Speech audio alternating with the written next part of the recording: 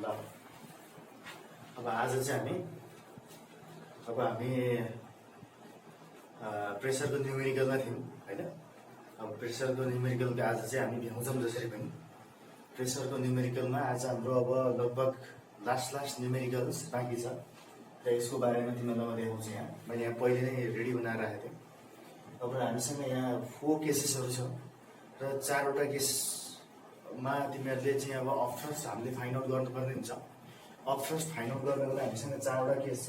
यो 4वटा भन्दा बाहिरको केसै हुँदैन र त्यही भएर मैले तिमीलाई 4वटा केसलाई मैले एउटा कम्पेरिटिभ पाराले तिमीलाई म सिकाउँछु भनेर यसरी मैले एरेन्ज गरेर राखेको छु।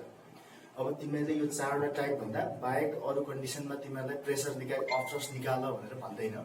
त्यही भएर चाहिँ यो 3टा कन्डिसन यो 4वटा कन्डिसनमा चाहिँ तिमीहरूले जसरी भए पनि भर जान्न पर्यो। सबैभन्दा पहिला अब यो अफर्स्ट निकाल्नको लागि अफर्स्टमा इन्गेज भएको फर्मुला जो के हो एकचोटि मेमोराइज गरौँ है त। सबैभन्दा पहिला आर्किमिडिज प्रिन्सिपल अनुसार के छ भन्दाखेरि चाहिँ अफर्स्ट भनेको हामीले u इक्वल्स टु a हैन, त्यसपछि d g अनि त्यसपछि h2 माइनस h1 एउटा हामीले यो फर्मुला लेखेका छौँ हैन।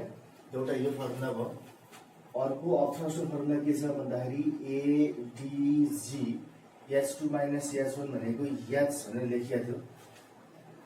यो पनि एउटा फर्मुला हो है। डेरिभेसन गर्दाखेरि हामीले गरेका थियौँ है, यो तिमीलाई याद हुनुपर्छ। अनि त्यसपछि गएर चाहिँ U इक्वल्स टु यो A र H, A इन्टु H भनेको भोल्युम हुन्थ्यो। त्यही भएर चाहिँ VDG यहाँ हामीले भोल्युम भनेको A इन्टु H लाई हामीले भोल्युम राखेको थियौँ। एरिया इन्टु हाइट भनेको भोल्युम हुन्थ्यो। त्यही भएर एरिया र हाइटको ठाउँमा भोल्युम अनि D र G सेम हैन। यसरी पनि हामीले अफर्स्ट निकाल्थ्यौँ। अब यो 3वटा चिजहरू अब हामीले चाहिँ अफर्स्ट निकाल्न जान्न पर्यो। अनि अर्को कुरा हामीले लास्टमा अझै U इक्वल्स टु अब यो V into D volume into density भनेको मास हुन्छ हैन। त्यही भएर मास M अनि त्यहाँबाट G, यसको मतलब के त भन्दाखेरि मास भनेको भोल्युम इन्टु डेन्सिटी। ल यसरी पनि अब हामीले चाहिँ के गर्थ्यौँ त भन्दाखेरि चाहिँ त्यहाँ at least 4 types of formula of अफर्स्ट। अब 4वटा अफर्स्टको फर्मुलामा अब यो फिगरमा हेरेर अब कुन फर्मुला अप्लाई हुन्छ त्यो थाहा छैन हामीलाई, तर हामीले त्यो चाहिँ अब कन्डिसन हेरेर अप्लाई गर्ने है त। ल त्यसो भए let's move to question number 1। अब यहाँ जाउँ, पहिलो केसमा जाउँ सोलुसन। अब पहिलो केसमा जाँदाखेरि यहाँ के दिएको छ भन्दाखेरि चाहिँ सबैभन्दा पहिला यहाँ वाटर छ हैन। वाटरको डेन्सिटी अब हामीलाई थाहा हुनुपर्छ। डेन्सिटी अफ वाटर भनेको के हो त भन्दाखेरि चाहिँ 1000 kg पर मिटर क्युब। अब हामीले त धेरैवटा न्युमेरिकल गरिसक्यौँ। त्यसले गर्दाखेरि चाहिँ अब हामीलाई यो त थाहा हुनु पर्यो किनभने चाहिँ 1 ग्राम पर centimetre cube.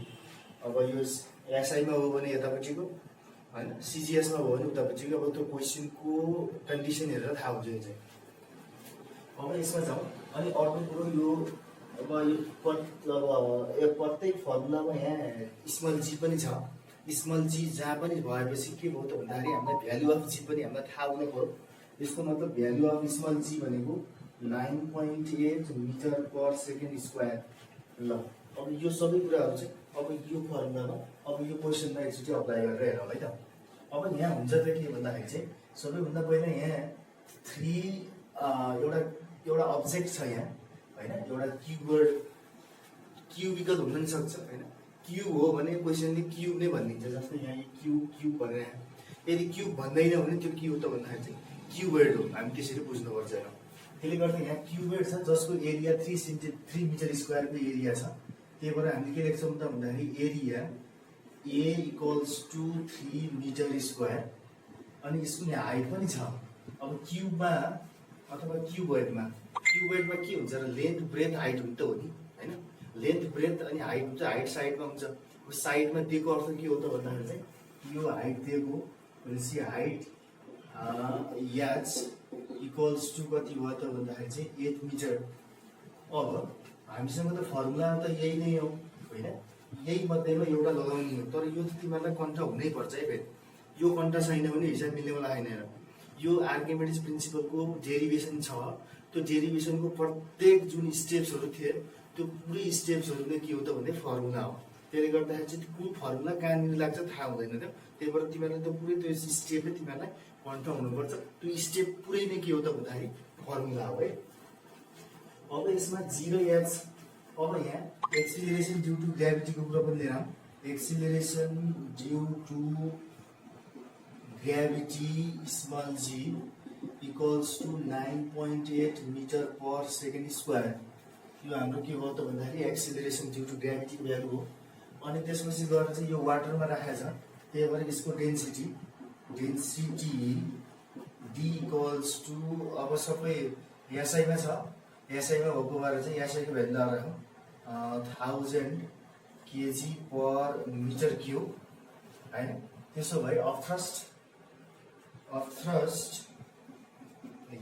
u equals to what?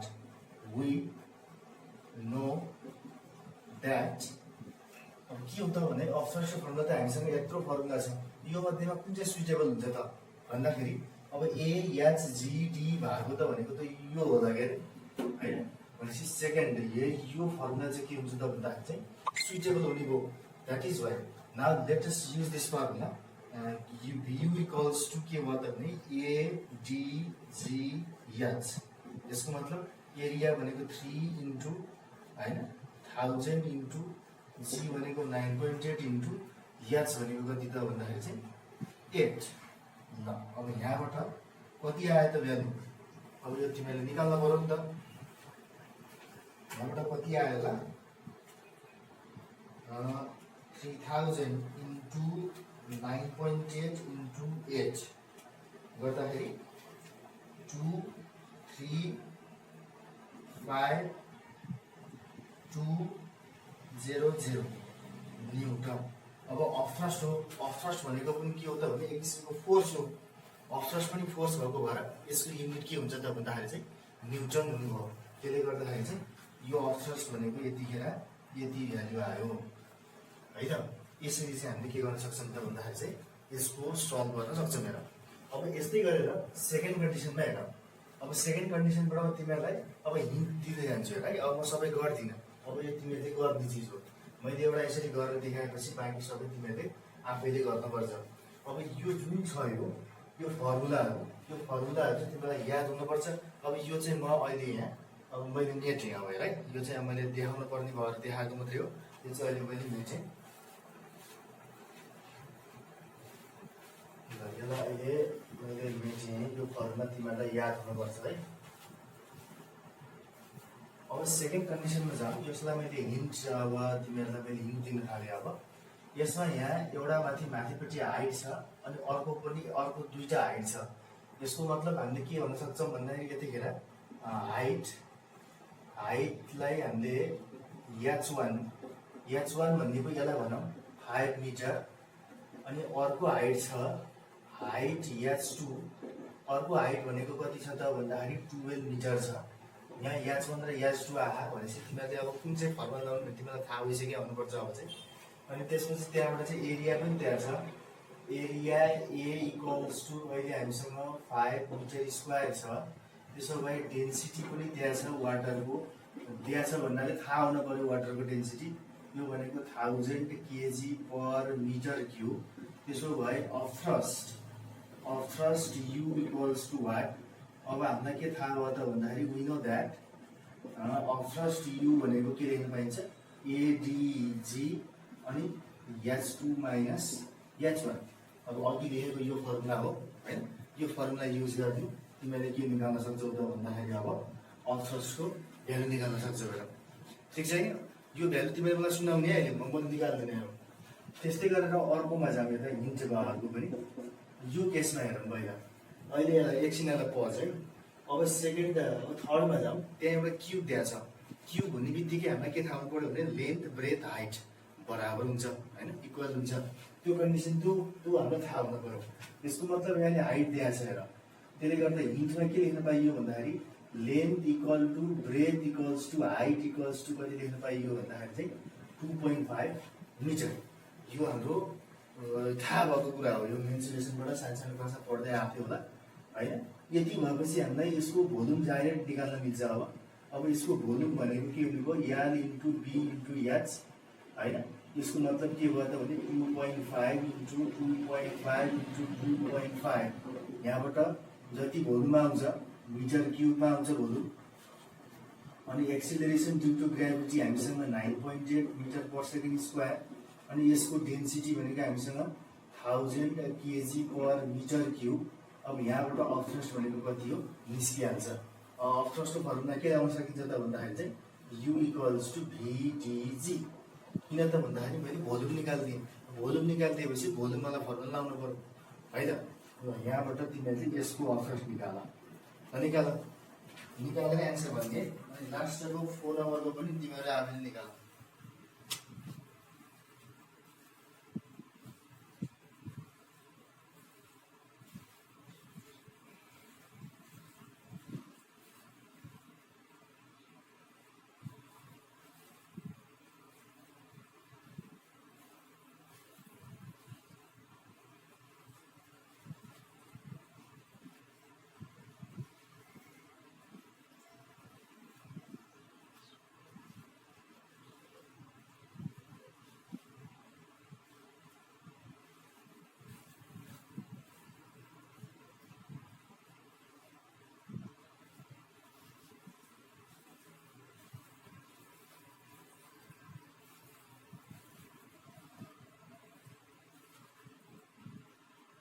ल त्यसो भए कति गरे 343,000 न्युटन। ल यसको सेकेन्डको एन्सर यो आयो। थर्डको एन्सर कति आयो होला? यो थर्डको एन्सर कुनै एकजनाले बताओ।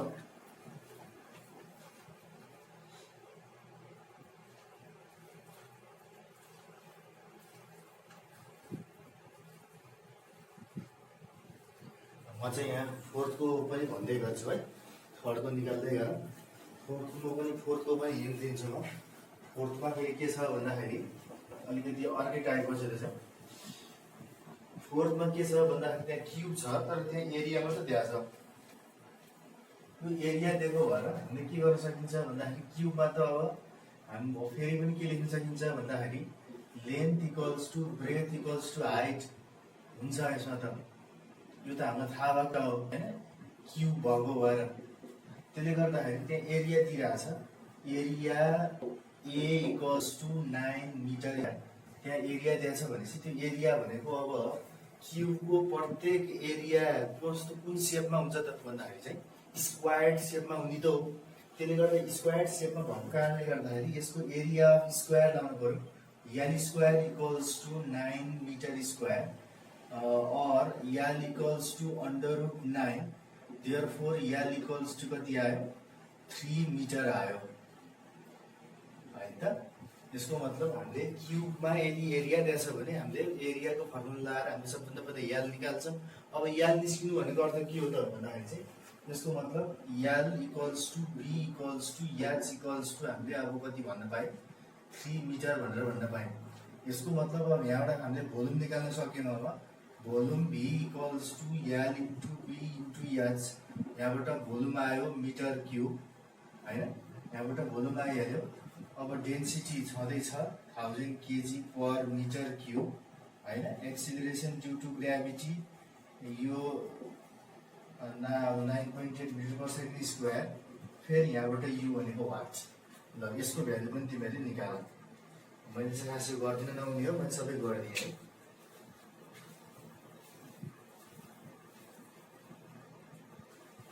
भ्यालु चाहिँ फटाफट भन्न पर्यो।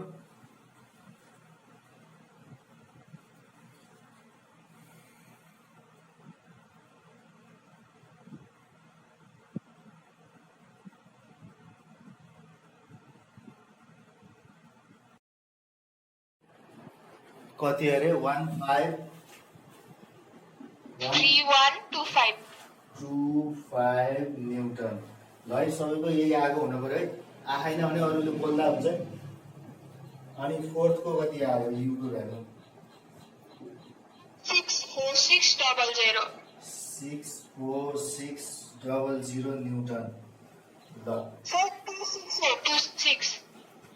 6426 होइन 264600 264600 न्युटन। ल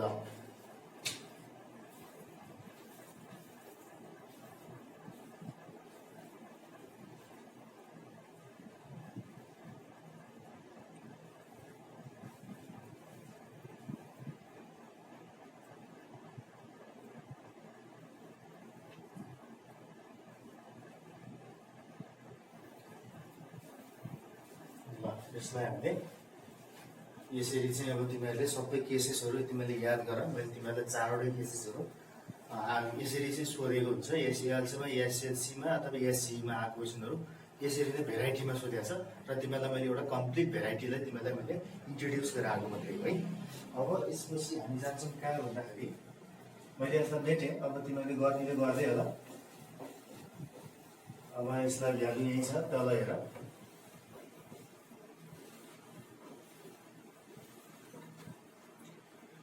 ल अब यहाँ के छ भन्दाखेरि नम्बर 2 मा जाउँ।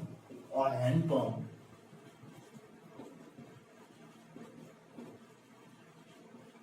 cannot lift water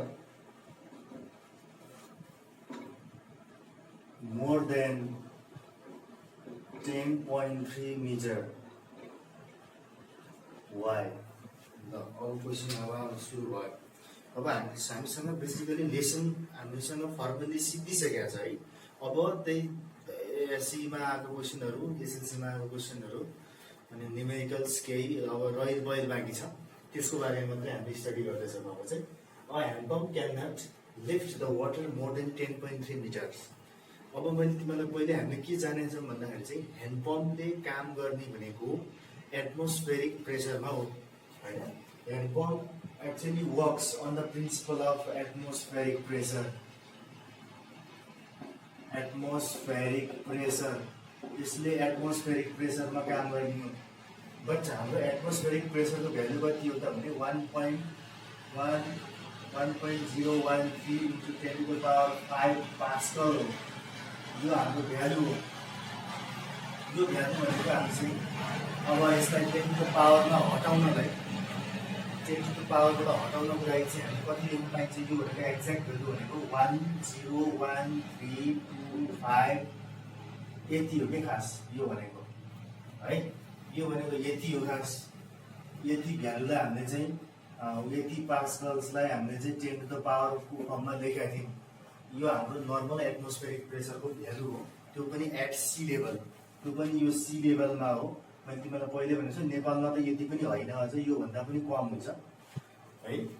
अब यहाँ के छ भन्दाखेरि ह्यान्ड पम्पले एटमोस्फेरिक प्रेसरको बेसिसमा काम गर्ने हो भने हाम्रो अहिलेको अर्थको नर्मल एटमोस्फेरिक प्रेसरको भ्यालु यति हो। अब यो भ्यालु बराबर चाहिँ के हुन्छ त भन्दाखेरि चाहिँ अब ह्यान्ड पम्पले पानी तान्ने हो र पानी तान्नको लागि के हुनुपर्छ त ल है त। पानी तान्नको लागि सबैभन्दा पहिला अब हामीले जान्न पर्ने भनेको के हो त भने डेन्सिटी अफ वाटर। किन डेन्सिटी अफ वाटर जान्न पर्यो भन्दाखेरि अब ह्यान्ड पम्पले तान्ने के हो र पानी हो नि त, वाटर तान्ने हो। त्यसले गर्दा वाटरको डेन्सिटीमा भर पर्ने भयो। वाटरको डेन्सिटी भनेको 1000 kg/m³। यो वाटरको डेन्सिटी भयो। अब यसमा acceleration due to gravity G = 9.8 m/s²। यो पनि चाहियो। किन चाहियो त भन्दाखेरि चाहिँ ह्यान्ड पम्पले एन्टी ग्रेभिटी तान्ने हो। ग्रेभिटीले खास माथिबाट तल तान्छ होइन, तर यो ह्यान्ड पम्पले चाहिँ तलबाट माथि तान्छ। ग्रेभिटीको अगेन्स्टमा काम गर्नुपर्ने छ। That is why it also depends upon what gravity. Acceleration due to gravity पनि चाहियो। अनि त्यसपछि गएर चाहिँ हाइट। अब हाइट अफ लिक्विड भनेको H = अब कति त भन्ने यही कुरा थाहा पाउनु जरुरी छ। अब यो भनेको कति रहेछ त 10.3 हो कि 10.2 हो कि 10 हो कि हैन, यो भ्यालु चाहिँ निकाल्नु छ। यो भ्यालु चाहिँ 10.3 निकाल्न पायो भने हामीले भन्न खोजेको क्वेशनको एन्सर आउँछ। अब DGH, अब लिक्विड प्रेसरको फर्मुला त के हो भन्दाखेरि चाहिँ अब हामीसँग भएको प्रेसर पनि दिएको छ भने प्रेसर त हाम्रो यही हो। होइन, एटमोस्फेरिक प्रेसरमा काम गर्छ भनिरहेको छ। प्रेसरको भ्यालु यो हो। त्यसो भए we know that P equals to DGH। यो हाम्रो सानो क्लासमा 8 क्लासदेखि नै धेरैचोटि गर्दै गर्दै आएको फर्मुला हो। यो नौलो कुरो त हामीलाई हुँदै होइन र। अब यसमा के गर्न सकिन्छ भने P भनेको के हो त? P भनेको 101,325 यो atmospheric pressure equals to density of water into 1000 into acceleration due to gravity 9.8 into H। ल हेरौँ एकचोटि गरेर। अब के भयो 101,325 डिभाइड बाई कति भयो त भने 9.8 इन्टु 1000 भनेको 919 अनि 0 इक्वल्स टु के भयो H भयो हैन। यो 9,000 इन्टु 9.8 गर्दाखेरि 9800 भएछ हैन। ल यसको मतलब अब डिभाइड गर 101,325 डिभाइड बाई यो गर्दाखेरि कति आयो त?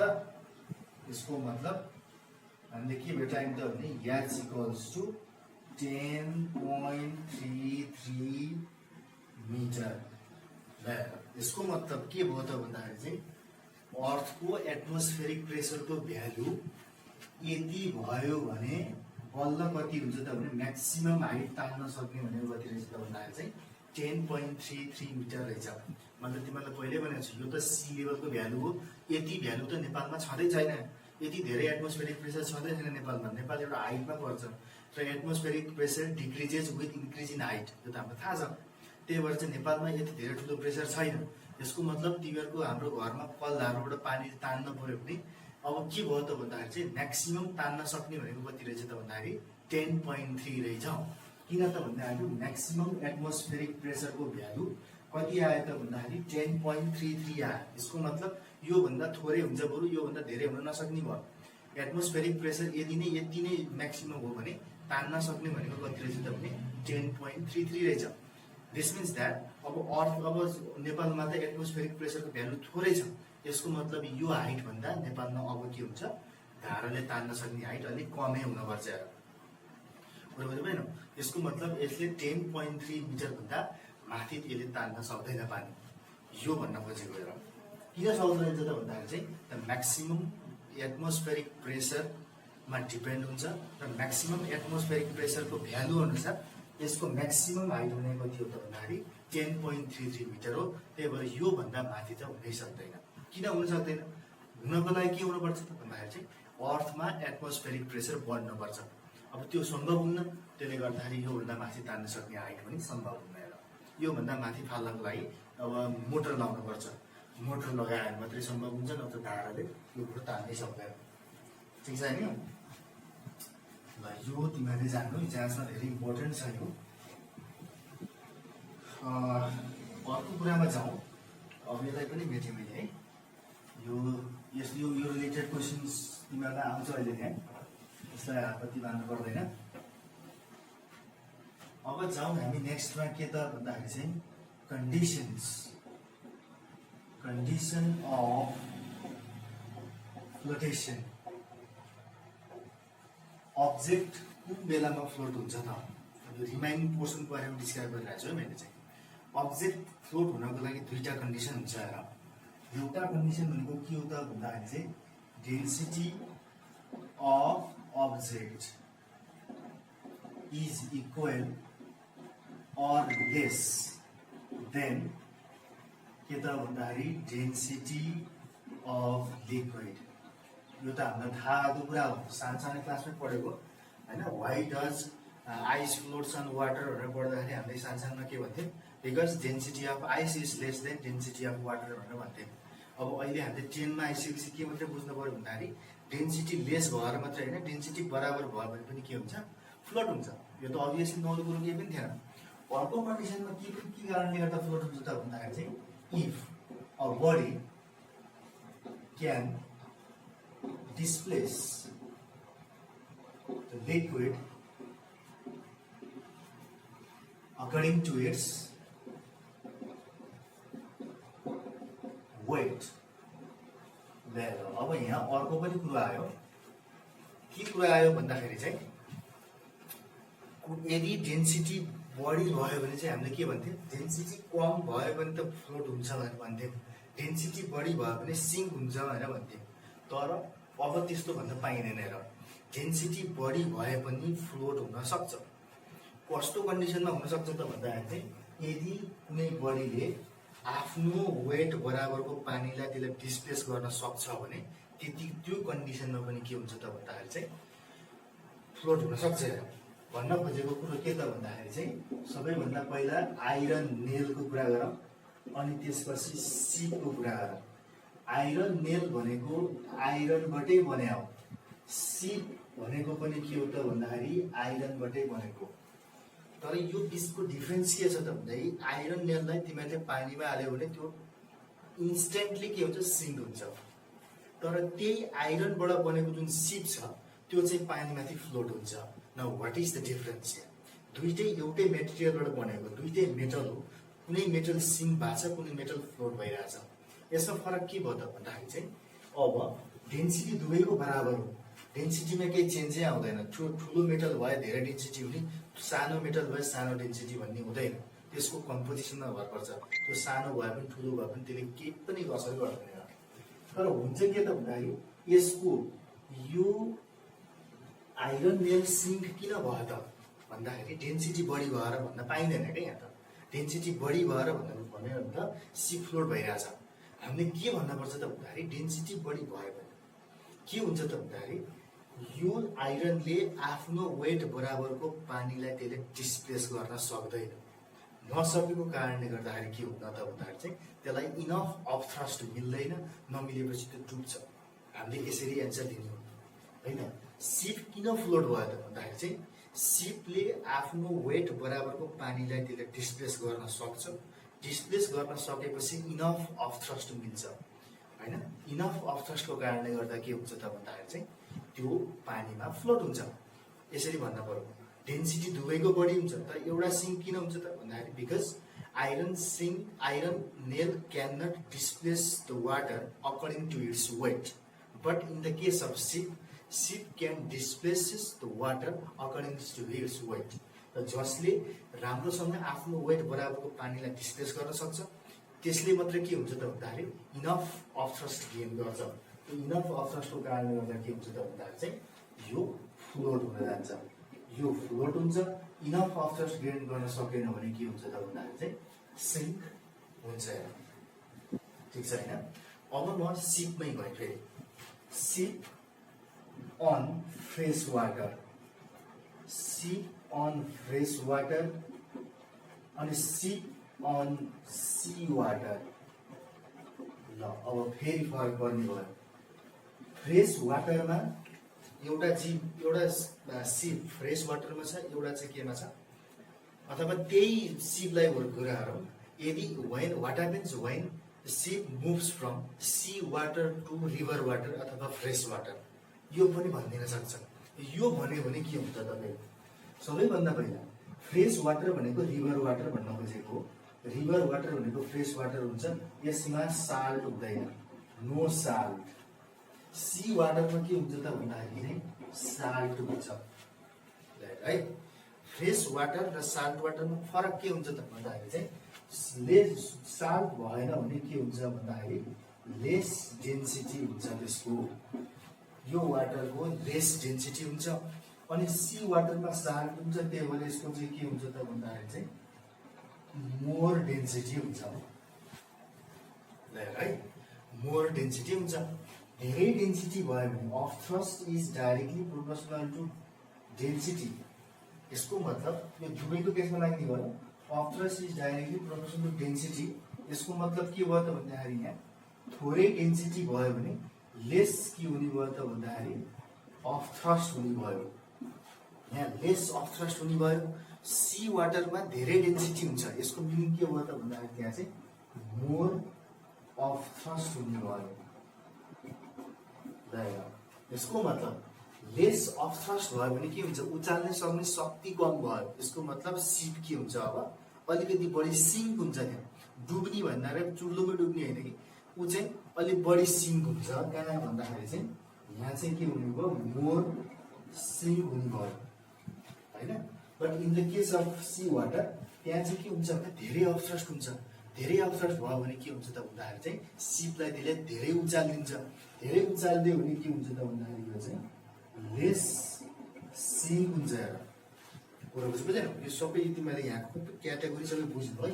अब तिमीलाई जाँच सुन्नु सक्छ what happens when ship moves from sea water to fresh water अथवा रिभर वाटर भनेर सोध्यो भने के भन्नु पर्यो त भन्दाखेरि ship will sink more when it moves from sea water to के त भन्दाखेरि रिभर वाटर। किन त भन्दाखेरि चाहिँ बिकज त्यहाँ डेन्सिटीमा चेन्ज आउँछ। डेन्सिटी घट्छ त्यहाँ फ्रेस वाटरमा।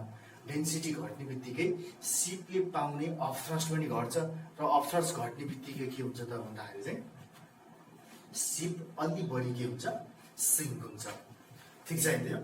ल यसरी चाहिँ आज मैले तिमीहरूलाई चाहिँ condition of flotation, condition body दुईटा कन्डिसनमा फ्लोट हुन्छ। एउटा चाहिँ डेन्सिटी इक्वल अथवा लेस भयो भने फ्लोट हुन्छ। अर्को कन्डिसन के हो त भन्दाखेरि डेन्सिटी बढी भयो भने फ्लोट हुन्छ। But in that case if it can displaces the water according to its weight, यो भयो भने चाहिँ यो दुईटा कन्डिसनमा फ्लोट हुन्छ। र फ्लोट भइसकेपछि पनि त्यहाँ धेरै कन्डिसन्सहरू आउँछ, जस्तै फ्लोटेसन अन फ्रेस वाटर अनि फ्लोटेसन अन सी वाटर, एउटा कुरो भयो होइन। अनि अर्को कुरो सेम डेन्सिटी भएको चिज पनि कुनै डुब्ने हुँदो रहेछ, कुनै चाहिँ फ्लोट हुने हुँदो रहेछ। यसको मतलब यसको बारेमा बताएँ मैले तिमीलाई। ठिक छ नि? ल यसको बारेमा मैले तिमीलाई अहिले म यसको हाम्रो क्लासको भिडियो पनि पठाइदिन्नँ र प्लस यसको तिमीलाई चाहिँ आज चाहिँ यो यासीमा आएको क्वेसनहरू रिलेटेड क्वेसन सररमा तिमीलाई पठाइदिन्छु। राम्रो ह्यान्डराइटिङमा नोट गर्नु होला है। ल आजको लागि यति नै, बाई।